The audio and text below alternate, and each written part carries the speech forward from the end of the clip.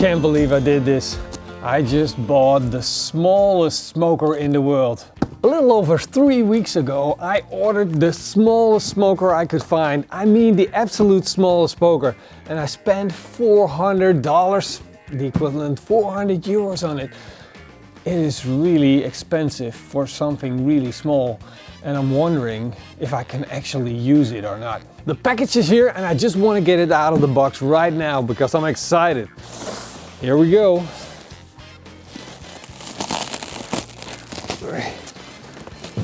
This is it. This is the smallest smoker in the world. A real offset smoker. Let's get this out of the plastic. It's just completely wrapped. Holy crap. Whoa. This thing is super exciting. At first glance, this thing is so sturdy and so heavy. I think it weighs around 10 to 15 kilograms. Listen to this. That's real heavy iron. So at first glance, I'm excited about this. Man, how cool is it to have a miniature offset smoker? Absolutely lovely. What am I saying? Lovely, honey, it's lovely. Are you laughing at me? See, Denise is even, she's so mean. You don't know the half of it. You guys think she's cute? Ha, guess again. Like with any offset, you got your firebox, which you can open up. You got the grill grate in there, and then on top you got a hot plate here on which you can set a pan. On the side you got your fire door. You can open it up. It's even got a vent and it feels high quality. At the bottom you got a real heavy duty stainless steel firebox grate on which you can build your fire. Then you have your smoker section for hot smoking. Look at the amount of surface that you've got. We've got 2 grill grates which can go in there. Then we have our smoker tower for cold smoking. And look at that, 3 grates. This thing has it all. The only thing that I'm missing from first glance is where's my grease spit? Where's my bucket? Where's my grease bucket and my grease outlet? I don't see it. So that means that if we have grease going in here, it's going into the firebox and it's going to feed the fire. And I think for this kind of small smoker, it won't be a problem, but you know, a real miniature version would have a grease catcher. Something, a little bucket, I don't know, something it does need. So now there's only one thing left to do. Fire up our new smoker. This is going to be exciting. Now of course, I like to use the best charcoal in the world, come out of Joe's Big Block. It's really strong and heavy charcoal, nice and thick. There's only one problem. These are huge. And that's kind of a problem. If you look at the size comparison from the charcoal to our smoker, we need to break these up. So we're going to take them and break them up with a hammer. We need smaller sizes like this, but you can see how good the Big Block actually is and how hard it is. There's no air pockets in there. It's all really compressed hardwood. It will feed your fire for a long time. Now all we need to do is figure out how small we actually need them. Oh God, it's still too big. I think this might fit way better. Now instead of lighting this up in our smoker, which is going to take a very long time, I'm going to use a chimney starter and fire it up there. We'll put our charcoal in the chimney starter, we'll take a fire starter and light it up. Set the chimney starter on top, and now we'll wait for our charcoal to be fully lit. I decided to take out my tweezers since everything is so tiny. Got a nice lit chunk of charcoal. We're going to put it in the firebox. Go in there, come on. And now we're going to let this heat up our smoker. Close the door, leave the vents open. Make sure the top vent is open as well. And now we wait for our smoker to get up the temperature. This is already getting warm. It's actually starting to work. Morrison, I forgot one thing. What? We don't have this size smoke wood. Denise, can you chop some smoking wood for our miniature smoker? Oh! Perfect! This is perfect! See? Every time. She's such a great help. Let's go smoke, Morrison. Alright, let's add this to the firebox. And now we just wait for it to catch some smoke. I'm a little bit impatient, so I'll just blow on our little charcoal.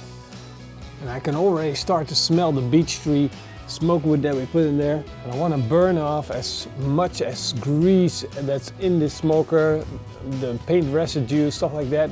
I want to burn it off as much as possible. There we go. We got first smoke. Are you content? I'm really happy. It's a weird satisfaction. The problem is I spent 400 euros on this thing, kind of small for a smoker, which costs 400 euros, because for that same price you can also buy, wait.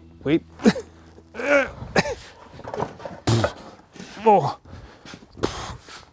A Kamado Joe Jr. This thing costs around 370 euros, which is a lot of money, I agree, but spending 400 euros on this, or a sensible smoker like this, which lasts a long time, it has a giant cooking surface, you can smoke anything you want on it.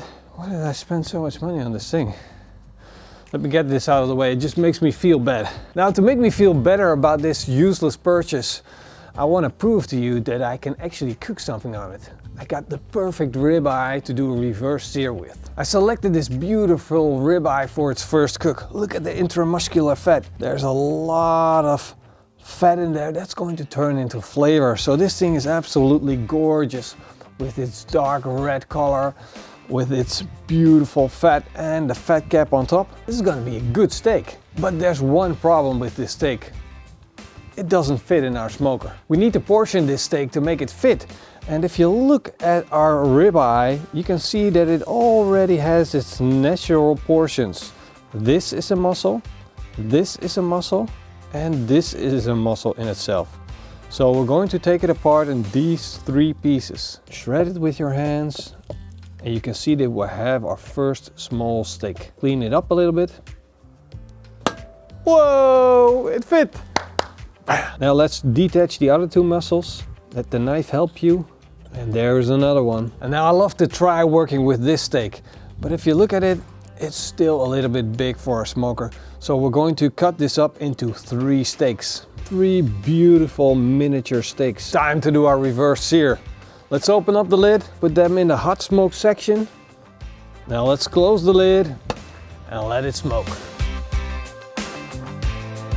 We've been smoking our steaks now for around 20 minutes and they changed in color and picked up a good amount of smoke. Time to start searing them off. That is a beautiful looking steak.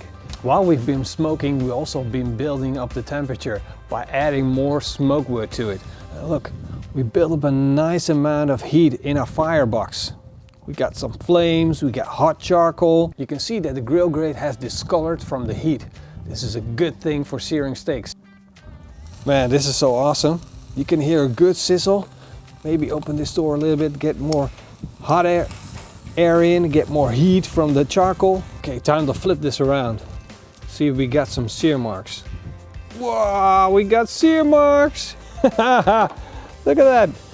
That is awesome. Whoa, smells good. The smoker works. It not only looks pretty, but it works really well. Of course, we still need to eat the steak before we really give our final judgment, but so far we're looking good. Ooh, nice. Our first steak is looking beautiful. Time to plate it up. There we go. Look at that. Beautiful. So while our steak is resting, we're going to sprinkle on a little bit of salt and finish it off with a tiny bit of garnish. Absolutely lovely. You know what this reminds me of? What? Having a tea party with my sister. I had to, because she was taller, stronger, older.